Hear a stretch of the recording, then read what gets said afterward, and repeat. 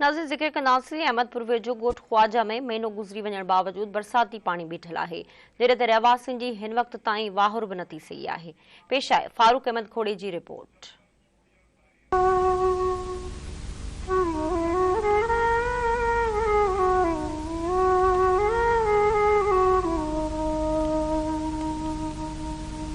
मौजूद आहियूं अहमदपुर ॻोठ ख्वाजा में।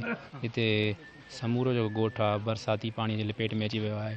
अचो त उन हवाले सां ॻोठाणनि सां ॻाल्हि ॿोल कंदासीं त वधीक उनजो छा चवणु आहे। बीमारियूं, पहाड़नि मौसमनि में बीमारियूं, मालनि में बीमारियूं, पानी ज़हरीलो थी वियो आहे। ॿिए टाइम असां हर शइ सां मुंहुं ॾेई था वञूं, पर इहो ॾाढो ॾुखियो मंज़रु आहे, माण्हूअ लाइ बि, माल लाइ बि, असांजे लाइ बि। राशन जी असांखे ॿियनि तमामु घणनि शयुनि जी ज़रूरत आहे, पर हीउ जेको पाणी आहे असांजो, पाणी एतिरो गंदो थी चुको आहे जो मतिलबु नंढे वॾे ॿार खे ऐं उनखां अलावा जानवरनि खे त तमामु घणो नुक़सानु आहे।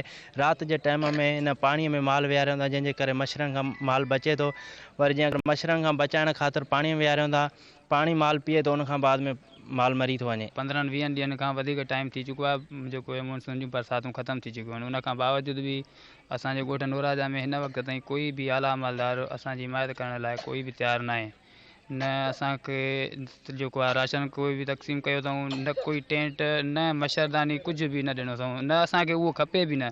असांखे सिर्फ़ु ख़ुदारा हिन पाणी मां जान छॾायो, जंहिंजे करे केतिरियूं ई ख़तरनाक ज़हरीलियूं मतिलबु बीमारियूं थी चुकियूं आहिनि।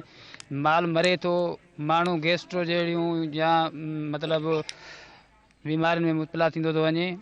ऐं हिन पाणी जे करे असांजा केतिरा ई मतिलबु के नंढड़ा ॿार मरी विया आहिनि, जेके असां पूरे इलाज जे लाइ मतिलबु ट्रीटमेंट जे लाइ न पहुचाए सघिया आहियूं अस्पतालुनि ताईं।